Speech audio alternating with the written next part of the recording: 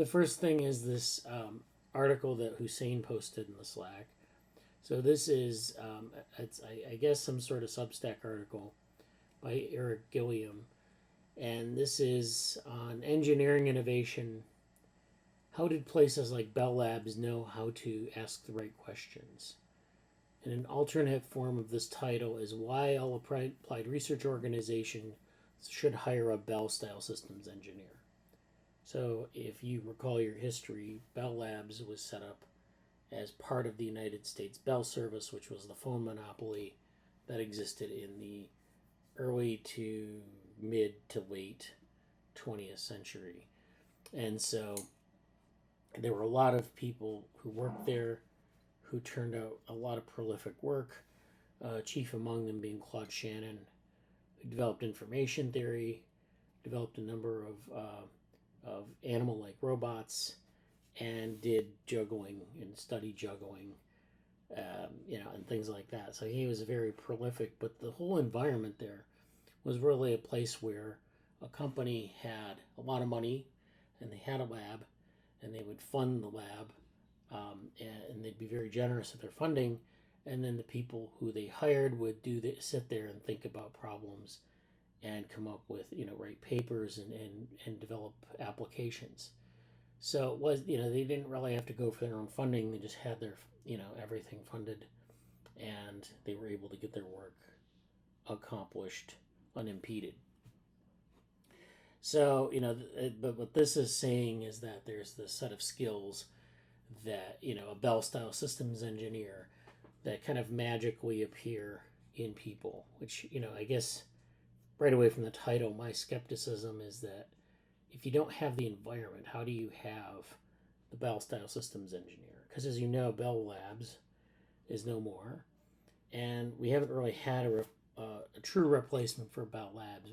We have other corporate labs where people do information research and other things like that, but we don't really have a Bell Labs anymore. So it doesn't necessarily make sense to say a Bell-style systems engineer when maybe what you really mean is an interdisciplinary systems engineer or something like that. And then the question is, where would they come from? Do we need that environment to replicate that type of person, or can we get that from just people, going to interdisciplinary programs and coming from other places and then, putting themselves out on the market? So that's kind of where this article is coming from. So it starts off, many new science orgs are looking to pursue research that has the positive aspects of both applied research and basic research. So this is kind of the distinction that a lot of research units make.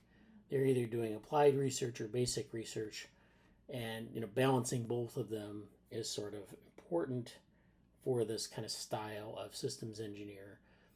It's something that Claude Shannon did quite well. But again, this is something that in the modern era is kind of lost, because people are kind of, the culture of the modern day world is, choosing one or the other. To me, this is a very reasonable approach. After all, the applied versus basic research distinction has always been a rather arbitrary one. And again, it's arbitrary because usually, if you're an engineer especially, you're kind of doing a lot of applications, but oftentimes you have to engage in basic research, and they don't really call it that necessarily, but you do that. And every engineering paper usually have like a section where you have to derive a proof or put some equations down to state your assumptions and things like that. So that's pure research, or basic research in a sense. If you're doing bioengineering, you might have to do a lot of basic research to get to the point where you can build an engineered, an applied thing, an applied artifact. Some research projects feel like they're squarely in one bucket or another, but it's not always that clear. Applied research is meant to be research with immediate applications in mind. But of course, applied research could stumble upon something that leads to a fundamental insight. Basic research is meant to be curiosity-driven research without immediate applications in mind, which is a decent definition. I would add that basic research is about things that don't are agnostic to application. So basic research isn't, it's driven by curiosity in the sense that you have to kind of come up with a question and test that idea, as opposed to having something there as it's kind of like a toolbox or a package and then applying it to a problem. It's just a different mindset. And it's actually necessary for the killer applications, but it's not part of the same research pipeline. But of course, it could quickly lead to a killer application. In the universe of possible courses of research, there exist many questions that in the end will satisfy the spirit of both applied and basic research. The natural follow-up question is finding this subset of golden problems really feasible? Which is kind of, if you could find research problems that involved both basic and applied domains, could you find those problems? I mean, you can find, pure research problems that are interesting and that have, give a good result, but they're not very interesting from an applied standpoint because you can't really apply it to any kind of technology, at least one that exists today. And the same thing holds true for applications. Sometimes applications are trivial to someone who wants to, is more interested in knowledge production and things like that. And only there's this small area of problems that kind of cover both. And so, the idea is that if you want someone who's both good at basic problem solving and applied problem solving, they have to kind of engage with these problems to gain that skill set. One's knee-jerk reaction might be that it is not replicable in any kind of systematic way. It is a matter of unreliable personal taste. The history tells a different story. The mid-20th century's great American R&D labs show us that selecting profitable courses of research that satisfy the spirit of basic research has been done at a high level with large research organizations over the course of several decades. And so in this piece, he dives into Bell Labs, how Bell Labs ensured that their researchers are working on the right problems. And so this is part of a series examining where modern applied research labs can learn from the great dragons of industrial research and development. Places like Bell Labs, GE Research, and DuPont Research and Development. So this is, I don't know if DuPont Labs still exists. I don't know if I don't think GE Research Labs exists in the same form. But, the culture that they had at that time is what he's interested in. So these institutions were, storied at the time. They had Nobel Prize winners in their research directory. And they were also profitable entities. So they were able to take their innovations and sell them on the market. So you had these applications that could be sold for profit, but you also had these basic research questions that were being answered that then fed into that pipeline to produce more applied research that could be marketed. And so that's kind of the idea. They had their differences, but they all stumbled upon many aspects of managing their research operations that were rather similar. The managers of these organizations and other researchers at the time often felt the management decisions they made were common sense rather than some great discovery. However, these common sense decisions are things we often don't do today, but almost certainly should. Okay. So, continuing, Bell Labs has become legendary in many tech circles. There's no secret why. Famous ideas like information theory, communication satellites, solar batteries, transistors, and countless other communications-related innovations trace their origins back to Bell Labs in one way or another. Idolizing Bell Labs for its outcomes is very fair because its outcomes are extraordinary.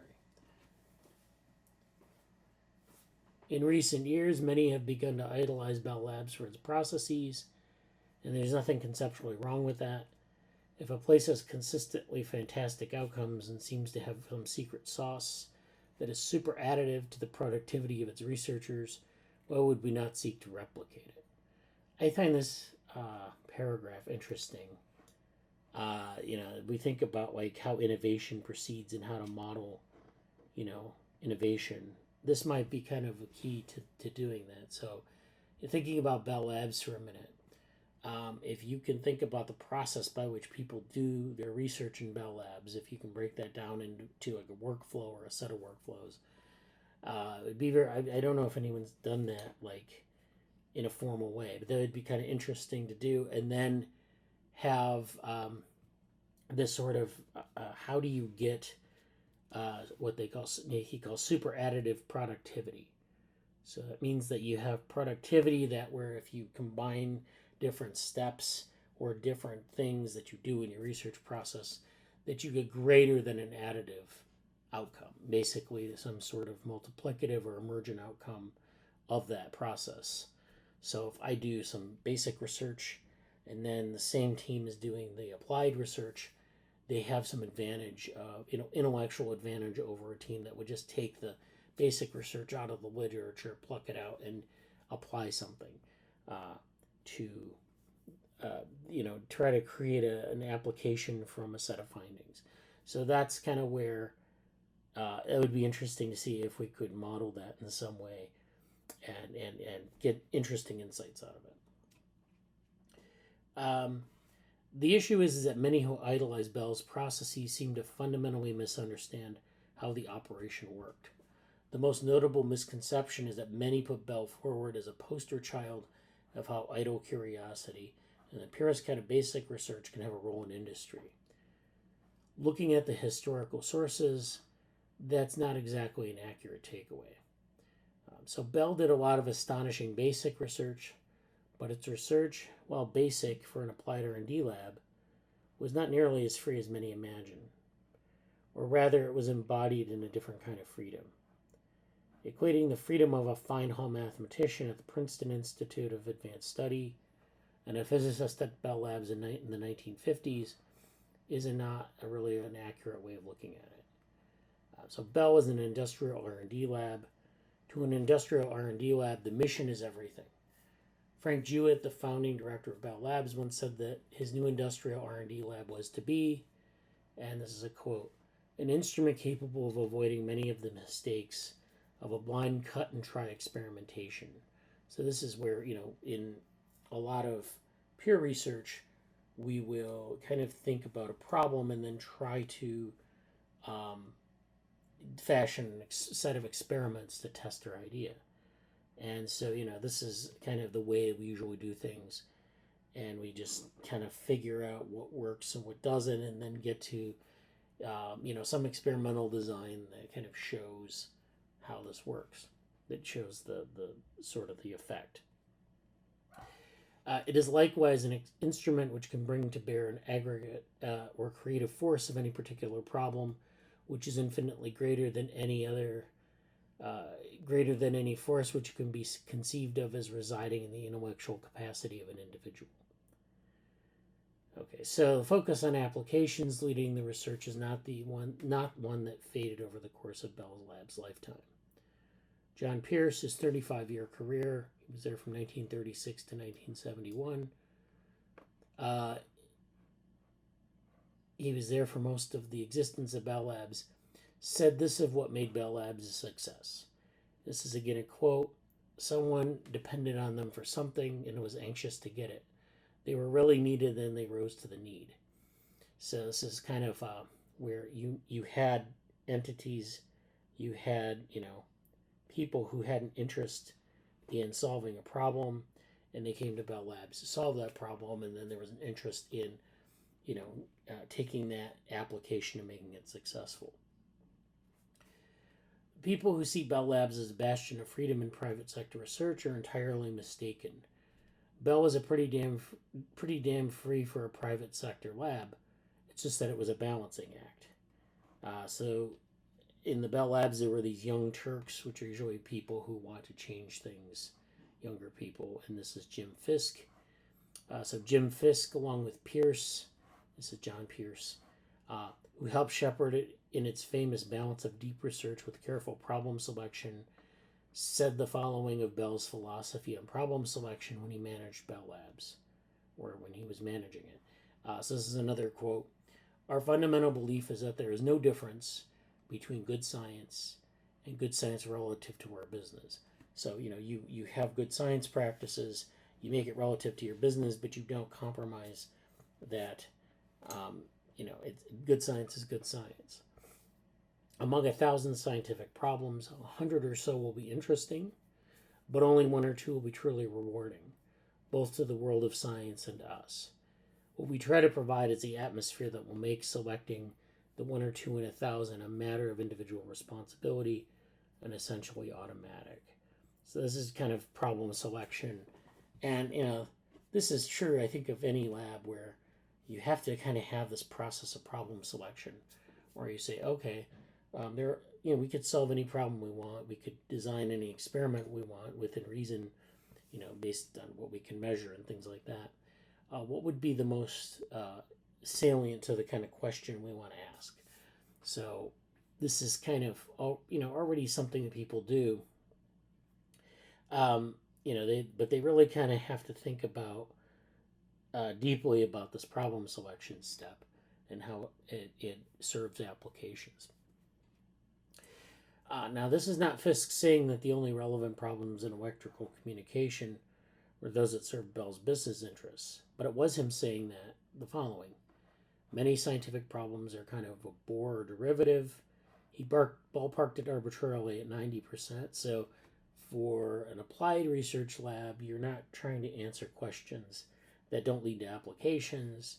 You're not trying to answer questions that are really kind of hard to get your hands around, and those are not what in their purview. And so you also don't want to answer questions that are sort of already been answered. Some minority of problems are interesting. He ballparked that at arbitrarily at 10%. So that's interesting to that group of people. But when you have such a strong sort of definition of what your institution does, then of course you can have this kind of frame where you say, okay, these problems are interesting. It's a small number of problems, and then these other problems are kind of what we don't want to do. So we can have this sort of problem selection at a pretty high level. And then 1% or 2% of the interesting problems, that is 0.1% or 0.2% of total problems, because remember, our interesting problems are 10% of all problems, would turn out to be worthwhile and relevant to Bell's work. So a lot of problem selection and a strong criterion for it. This picture, this paints Bell's preferences for basic research as twofold. The picture this paints of Bell's preferences for its basic researchers is twofold. So this is kind of, what we want researchers to be doing with their time. The first point is that the universe of possible problems is very large. Bell would like it more fundamental researchers feel free to work on interesting ones. So they want people to just sort of directly engage in the most interesting stuff that's interesting to the mission of Bell Labs as defined in this strong definition. So, we don't want them to work on something that's totally off the wall, will never lead to any success or success in building an application. And then, too, among the interesting problems, Bell Labs management would implement systems to make sure researchers identified problems that had a high probability of turning into profitable answers for the Bell telephone system. So this is, again, having this strong definition of what we actually want to do. And so you could do this with an applied lab or a lab with an applied component. But if you're just in a lab where you're not doing any sort of applied work, it's a little harder to do. I guess you could say scientific, replace that with scientific impact. But, that's, again, hard to know in the same way that you know what's profitable, right? Like, for Bell Telephone, they know kind of what is profitable and what isn't. That's kind of a separate issue, but it's also not, because, you kind of know if something is going to be if you can maybe build something that turns a profit versus or fit into the existing profitable operations, as opposed to something that you would have to wait 20 years to turn a profit on or never turn a profit on. And, with scientific impact, you kind of know if you can aim for a Nature paper, that's scientific impact. But there are a lot of papers that have scientific impact that aren't nature papers necessarily. So it's a little harder to do in a setting like that. Over the years, Bell Lab's management developed a small but coherent set of constraints and rules of thumb to ensure that its researchers internalized that, as Jim Fisk put it, it was a matter of individual responsibility to choose the right problem.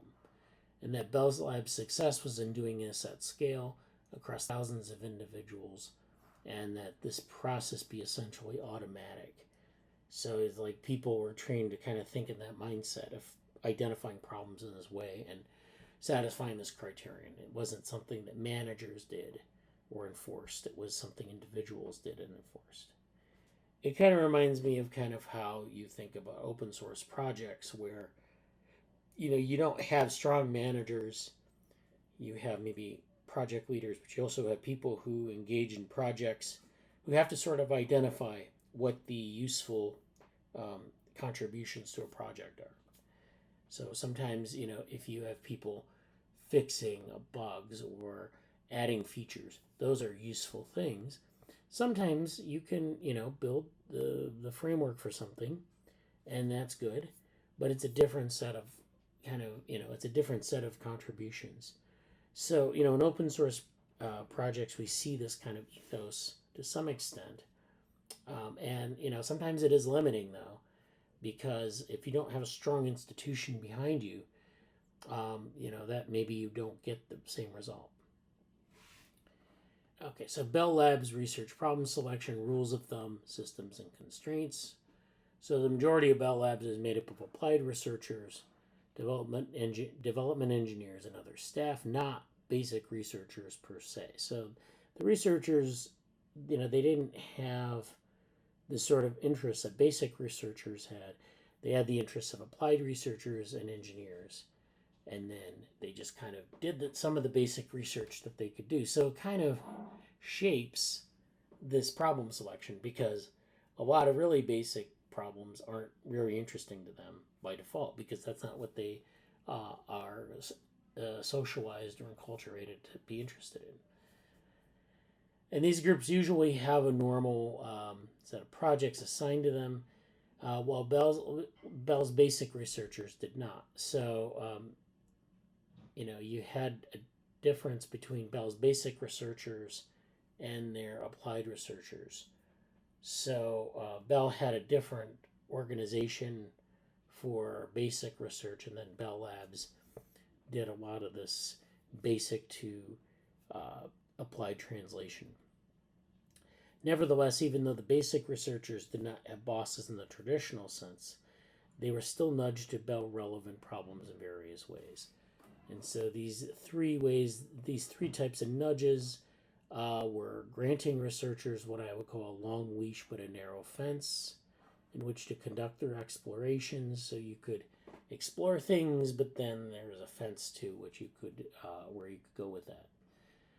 Number 2, facilitating very regular interactions between basic researchers and Bell's fundamental development researchers, engineers, manufacturing facilities, and implementation staff. So everyone interacted, knew kind of what their point of view was on things.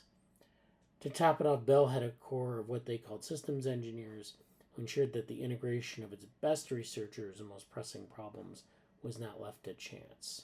So the systems engineers tied everything together.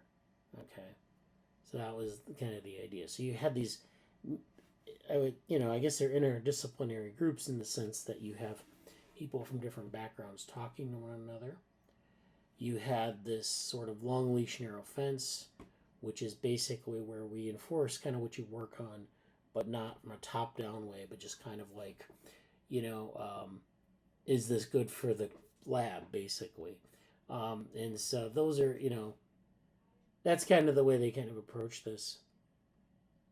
And then, of course, they had these sort of, I don't know what to call them, weak ties, but basically people who linked two different networks together. So you had networks of engineers, networks of manufacturing managers, networks of development researchers, and they were all tied together by systems engineers who could translate between those groups. But those groups also interacted on their own.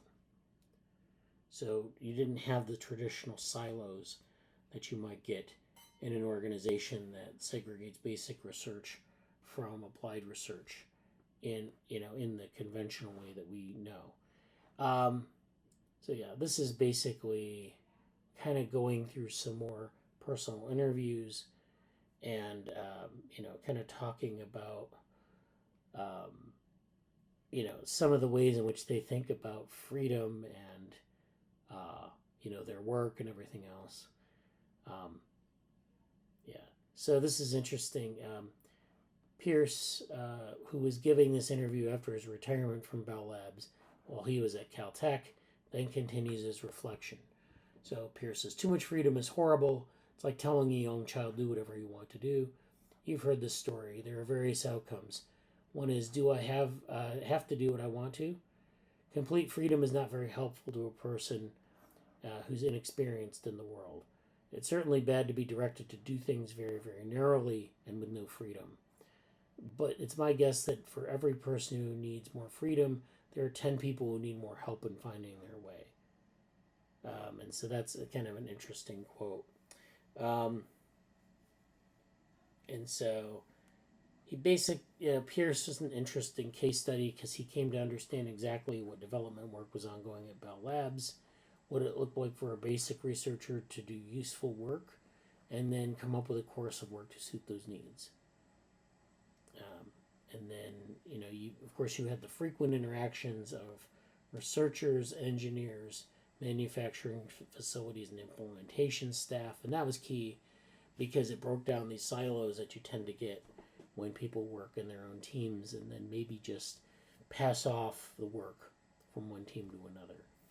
So this is, again, Pierce gives some more oral history here about how there was this constant back and forth between different groups, different sets of expertise.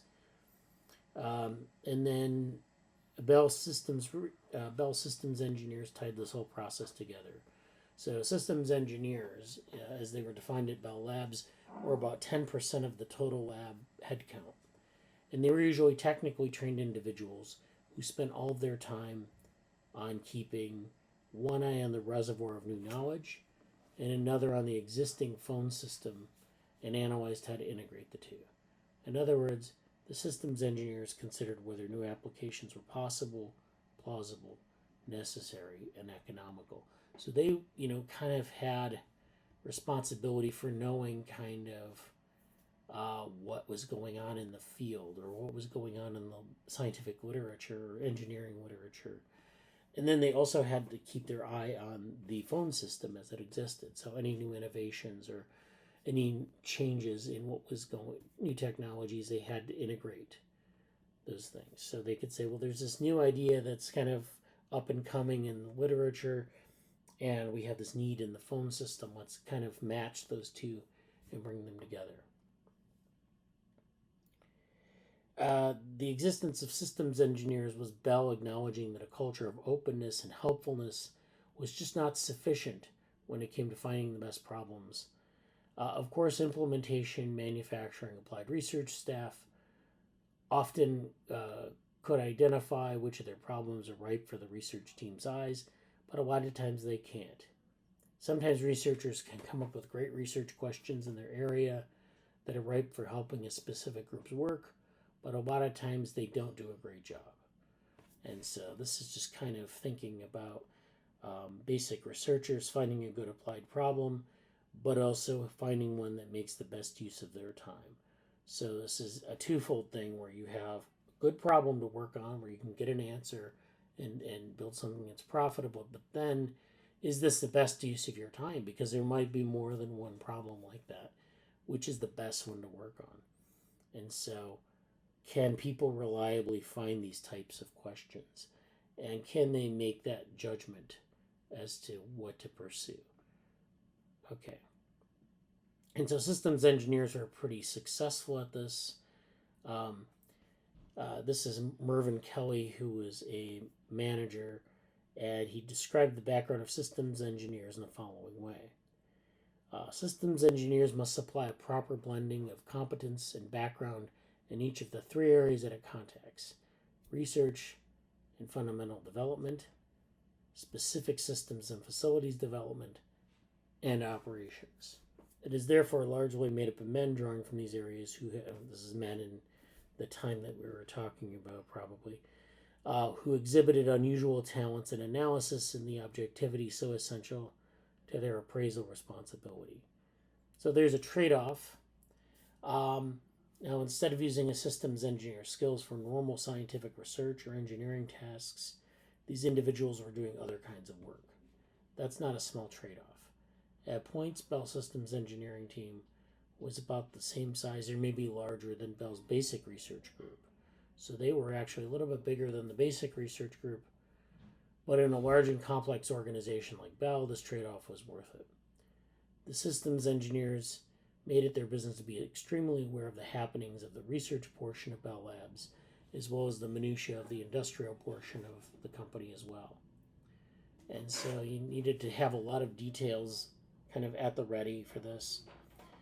Of course, no individual systems engineer could know everything and everyone, but the department as a whole attempted to account for everything, ensuring as little as possible fell through the cracks. So in addition to bringing problems to researchers, systems engineers also found ways to deploy researchers' findings in ways that could solve problems in the field or improves Bell's products and processes. So that was their role. And they had to have this sort of return on investment calculus ready to go. Like they had to think about how could you evaluate an idea and think about the return on investment. So if you put money into it, you put time into it, what's the outcome? Is it worth it? And so this is just, kind of building this skill. And a lot of times, it was about, kind of acquiring the skill in the organization, but sometimes it was just individual skill building as well. And so I'm kind of skeptical that you could maybe have such a person or find someone to hire like that today. You may need to have them embedded in this culture of, how we build research, how we build, we have applied researchers and basic researchers, and we have people who can deal in different areas seamlessly. And, where do you build those skills today? Well, it's hard to know because we don't really have an organization like Bell Labs right now. So this just kind of talks about freedom and sort of how it comes in many forms. And so the one outlier here perhaps is Claude Shannon, who there are a lot of stories of Claude Shannon, quote unquote, frittering away his time playing games in the Bell lunchroom. These stories have become legendary. Shannon would build things like chess machines, juggling, and riding around on unicycles and pogo sticks. This was not the norm, but this was something that he did. So there's a reason why these became famous. It's because, it was sort of an outlier in the labs, but also maybe it became a shorthand for what went on at Bell Labs, and it simply wasn't the norm. So the bulk of the Shannon stories, or at least the most frittery ones, came after he became a celebrity in the communications world with his discovery or invention, depending on your philosophical view of mathematics, of information theory. On the heels of that discovery, instead of some big financial reward for Shannon, Bell Labs management seems to have paid Shannon with a kind of emeritus status, in which they gave the genius the freedom to do whatever he wished. This came with the freedom to do unique things like unicycle down hallways of work with the door to his office closed.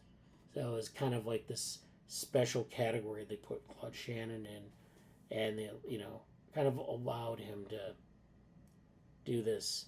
But prior to his emeritus lifestyle, Shannon lived a much more applied, standard lifestyle in the lab, where he was often roped into advising the applied folks on their issues and undertook more pressing concerns of basic research.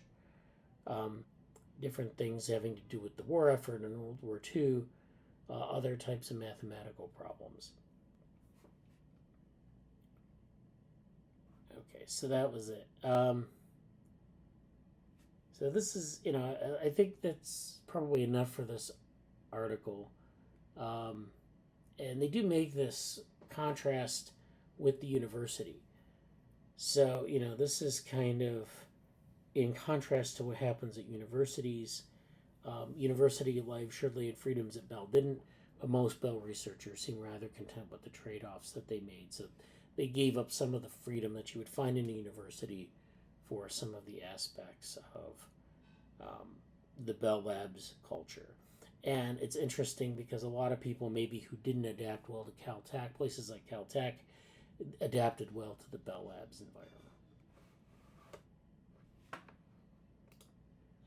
Okay, so I think that's all for that article. It was a nice article. Thank you, Hussein, for posting it in the Slack.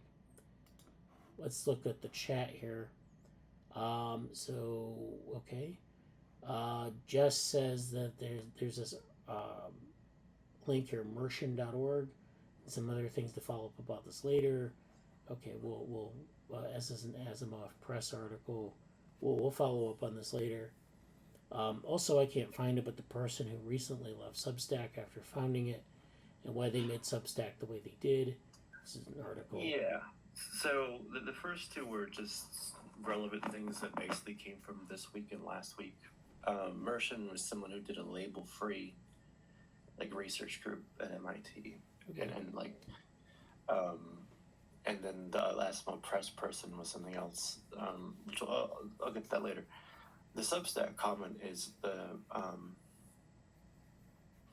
forget her name, but a few months ago she basically said, I'm leaving Substack finally, and it's a very tough decision because we built it a certain way, and she's happy to move on and all this stuff. But it was basically about the designing process of Substack. And I think Substack is basically one of the better venues now for certain kinds of discussion. And I'm very curious how it came up to be built. But yeah, I'd like to get this article and send it to someone I know who worked at Bell Labs and get their take on it. So, hopefully, I don't put the link somewhere, please. I have a number of takes on it, and I don't know how much more time you want to spend on it because we have a lot going on here. I know Sarah wants to present, so I guess I'll quickly say it's really interesting because I didn't know that I didn't know what a Bell systems engineer was until today. And I wonder if that's what my friend technically was, because they fit that description really well. And in a sense, I think when I worked with them, they were kind of offering for me to be a version of that without me knowing it. So it's kind of like, wait a second, is this what you were trying to do? So it's kind of interesting. But more directly, I really wonder, it's very interesting to see what it was like back then, and also there's sort of this where I'm coming from right now, which I might, in the interest of time and other things happening today or whatever. Sorry, I seem to be having a lot of I even hear my own self, so I'm sorry, my mic's kind of weird. But in the interest of today, I will just say part of where I've been the last few weeks is deeply processing some, you could say maybe realities, if you will, which is a little bit grave sounding.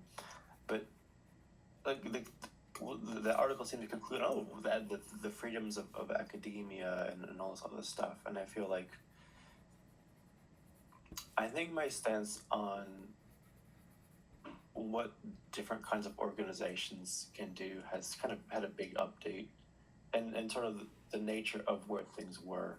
It's interesting to see problem selection. It's interesting to see how do you design an organization to target certain problems, and I think that's fascinating, but also I think I really want, and I don't know if this came from the article or not, or in the discussion. I missed a little bit of discussion, but essentially, could a Bell Labs happen today at all, and what would it look like, and what domain spaces would it function within? Is interest like could you have something where there's a slight majority of systems engineers relative to whatever the specific domain or application use, systems versus applied engineers, whatever the domain is? Yeah, you totally could. Like in at least in theoretical practice, like in theory, you could set it up that way. But like what does that mean, and what leeway, and how does that relate to problems, and how does that relate to like the political, economic, knowledge generation climate right now? And those are interesting things. So I'll kind of leave it at that. I could really go on for like probably an hour directly from that to other things, but I know we might want to wrap that up. And I'm sure Sarah wants to say things, and other folks might want to say things. So, anything else you want to say, Riley, before? No, I think some of the links you posted are pretty interesting. We'll have to look at the Martian one in a little bit, but yeah, I think you said we do have time. You said you had some other thoughts on this. Yeah, without getting into the Martian thing, because I saw his present. I was at an event with him, and he presented on what he did. The Asimov thing is for that was a talk through Ecolopto computational group, whatever, and that was about there's a small community of people trying to basically figure out how to do some new kinds of research organizations. So this could potentially, the article and this discussion might be something I mentioned there, basically. But beyond that, and the Substack thing, I think is just very interesting to see a modern, like Substack to me feels very intentionally aware in terms of creating a community around ideas. And I'm currently we've talked about this before, but I'm currently I don't want to say fascinated. I'm very much interested in, as you know, I'm developing sort of JoPro, this futurist center thing, and with it is sort of this like, okay, what curriculums are needed, and I think part of a curriculum that I think is required is essentially the topic we're talking about here. Like, how do we do this? And I think, how do we make institutions or groups that focus on things that matter? And I was just reading by happenstance, like, I follow the Cosmos Institute. We don't have to read this, we don't have to look at this, but like here, that's their recent take on, like, something from one of their seminars about, I don't know, this is a feedback from their seminar about I don't know, the stuff that they're doing. And I'm very deep in this problem space of how are you creating an organization? How are you training the people to participate in the organization? Or in I just want to say organization, I just mean, I don't know, to do it. Like it doesn't have, whatever form it is, group of people, research trying to do whatever the thing is. But like the training of the people, the organizational structure, and then the sort of sobriety of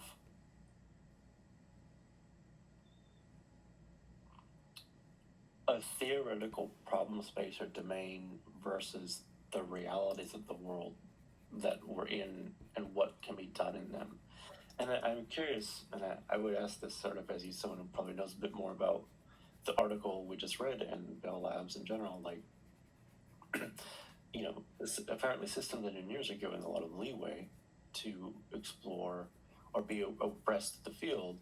And I assume that doesn't just mean like reading papers. It's feedback from the board, like you said, feedback from different, like being actually in these different spaces and kind of knowing, okay, this group or this school of thought or this industry or this component of a particular whatever is going this direction. And so I don't know, I find that to be like, how do you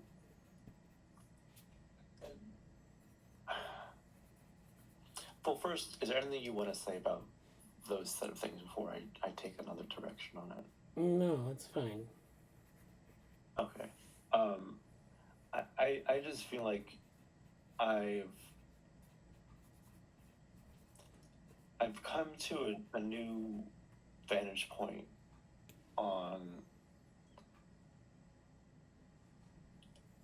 I think, what one of the interesting things in the Cosmos thing that I saw. I was just reading that prior to this, basically.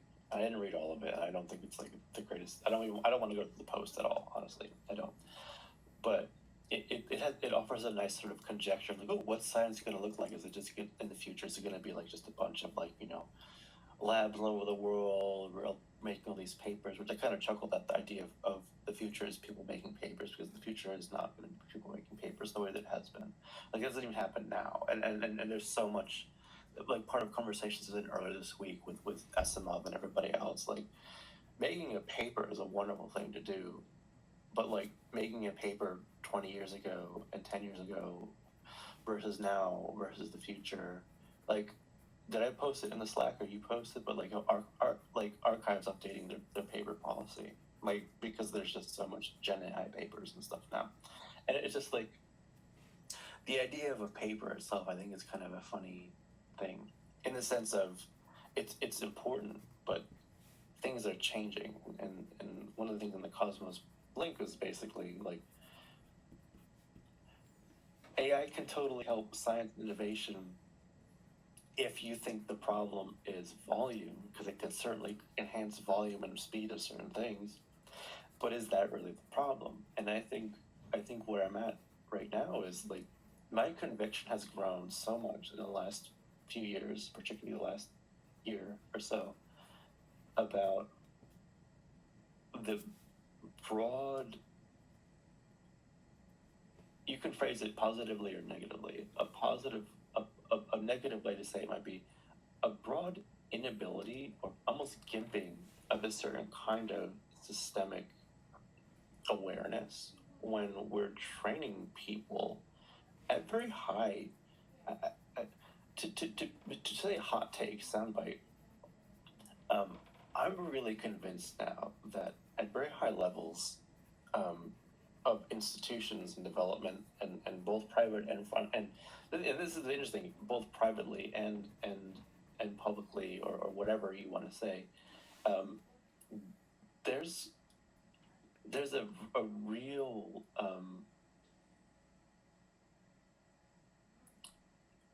limit placed on certain things, and not even a sense of people trying to say wag their fingers or be restrictive and red tape it, but much more like, I don't know, and I'd be really curious because I don't know enough about labs and system engineers and all this stuff. But it sounds almost like 100% antithetical to promoting system engineers as a predominant force in anything, in the sense of, or at least in the sense of generalist, or people like trying to do this. Like, in most of my formal training, I've had zero contextualization. And in much of the, like, I'm talking to many young people now, and trying to deal with them as they're going through tech careers. And like I said, I'm doing stuff for, like, NICWIC, and people coming up with their careers there, and people in data science programs, and people in the Boston innovation community, and there's such a really strong sense of kind of inadequacy of the training. Like, the training is very limited, and that's, I'm not, an undergraduate or a graduate education or formalized training is going to be only one thing, and its ability to update is only so much relative to fast changes. But sure, but there's also just this, I have a very strong sense that there's a kind of illiteracy around, you could say, future stuff, but I mean, a literacy about how their domain has come into being, and where their particular domain is going. And I kind of just, Bradley's known me, and Morgan's known me for a couple of years now, and it's like, what I'm saying sounds like what I've said a few years ago, but it's a drastically different feeling, because it's not just, oh, we need to have frontier maps, or epistemology records are cool, or knowledge maps are really important. Now it's a sense of like, no, no, no. Like, I think we've really trained generations of people to just not get it. Like to not. They want to. It's just the incentive structure and the training structure are not there. And so a lot of what goes through the startups, and it's kind of like startups are supposed, especially here in Boston, like you have this startup community of, you know, take your idea, go to startup, then you can really refine your idea. And it's like, not really. Your startup is to fit to market. And if you have innovation relative to that, it's usually innovation relative to a market fit. And there's very, very, very few. You hear things like deep tech strategy, like there, or like, oh, I'm going to make moonshots, and it's like, okay, are you really though? And so there's this quite a bit of tension between how do you really define an idea and industry development and idea development and theory, and are you changing the system, and are you, what is your systemic buy-in, and like, and now there's another layer of just like the AI hype, an AI bubble, if you will, of just like, what are you doing? And I find it to be just a massive amount of it's almost like it's underground. Like I think that's, to say another hot take, in this community, in the Boston community, you have your mainstream, like you have mainstream, okay, I want to be tech, I want to go into biotech, I want to go into health tech. Those things are very clear paths. But for people trying to do some of what we're talking about, or what we're kind of implying or getting at here, it really feels underground, in the sense that some of it's highly popularized now with like big, massive, oh, come join our residency, and I've kind of had a mocking tone about residences in some ways, but it's like, I actually think, well, that's what else you're going to do right now. Like, if you're a young person trying to do these things, you're not going to do it in most established places, and you kind of have to find your group of people, and there's going to be weird funding things about it, and weird communities, and that's just what it is. And maybe that's how it's always been, but it really feels like, for people trying to really pursue certain ideas, you have to kind of go, even if it's like glitzy and well funded. Um, there's a very particular arena that you're entering into with trying to like understand and build and innovate things that are adjacent to the legitimacy producing and the funding producing establishments. And I'm sure it's like, you know, I'm sure Morgan or Bradley could say like, oh, well, I'm sure there's an element of that's how it's always been. But I do think there's a contemporary battleground right now, or at least the contemporary view from what I'm seeing myself and other people coming up through things right now is like, there's a very clear awareness that for those who want to look at it, you know, a lot of people want to go through a data science program and just like, okay, how do I do this? And I work for Amazon, I want to increase performance. And that's, you know, that's what it is, and fine. But for people that are looking at like even data ethics or responsible AI, or, you know, trying to do more society ethics tech related things, or frankly who are just sort of a little bit more aware about the world, and sort of like the care and how empires of AI and what's going on at OpenAI, and like people who are kind of like trying to be savvy about what they're stepping into. It's like, well, it's not really being taught in school. It's not. There's a kind of a disincentive to knowing it, but it also dominates careers.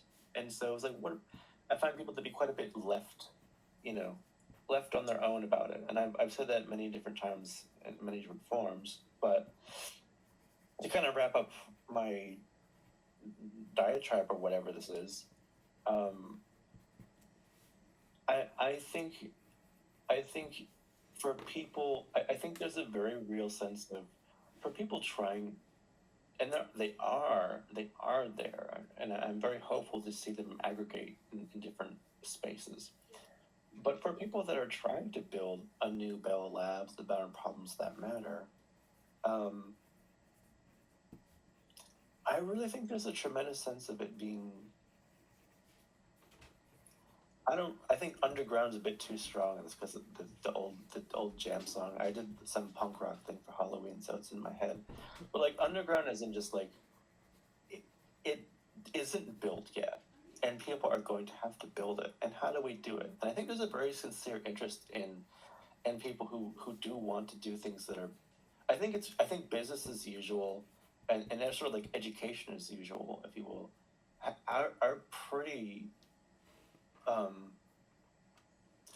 I don't even mean radically. I'm not like I don't see this as even a radical comment anymore, which is sort of the thing. But I think they're kind of um, noticeably lacking, and people are trying to find, okay, how do I develop technology? How do I train myself? How do I understand the world? How do I try to do, or do real science or do real meaningful insight innovation? And I think we talked a few times ago. I looked in the Slack about the sensory motor club and the debate structure and the synthesis. Like that's great. This paper's this article is very interesting in terms of what was it like, and I'm looking forward to follow up with my Bell Labs former colleague person, and things we talk about here too. Like I think these are. I guess I'll conclude by saying I think these aren't kind of like just nice things to think about anymore. Like I think these are actually the real problems. And I don't know who's really looking at them other than things that I'm trying to do, and like kind of here and things in JoPro, and then a little bit in sort of Ecolopto adjacent community of people trying to look at it. It's like I think there's a very real question of how do we do this kind of stuff, and people are interested and they don't. It's like this sudden realization of, okay, it's 2025, we don't really know how to do this. like we're all bumping up on people really want to know. Like I guess I'll say that, like, people really want to know how to do these kind of things, and and across many fronts I'm realizing they don't know, and because like, oh, it's up to us to build it, like whatever the mechanism and the literacy and kind of the praxis of doing the thing is going to be for us to build what the 2025 the 2025 to the 2020s and the 2030s. Like, what does this even try to look like here? Like, it doesn't really exist right now, and people are kind of realizing we need to do some things differently, and it's exciting, but it's also, my personal take on it is exciting, but it's also the realization that, oh wow, like there isn't like a secret Bell Labs heading somewhere that's just going to enlighten everybody with their Bell Labs wisdom about it. You know what I mean? Like, it just doesn't. I think that's the conviction for me now is like, there is no one. I don't like the phrase, oh, no one's coming to save you, but much more, it will not be built until we choose to build it, and it hasn't been built. So Right. I'll conclude with that. All right. Yeah. Thanks, Jesse. That's a great conversation to think about and think, kind of build off of later. But yeah, a lot of interesting points about building institutions and how people are trained and how people access sort of this, problem finding and question building and things like that. Yeah, like framing the problem space, and then empowering people and making that relevant to our contemporary times is going to be, a lot more questions than answers in that right now. But I do think people I'm heartened because I think people really want to make some things around that specifically. So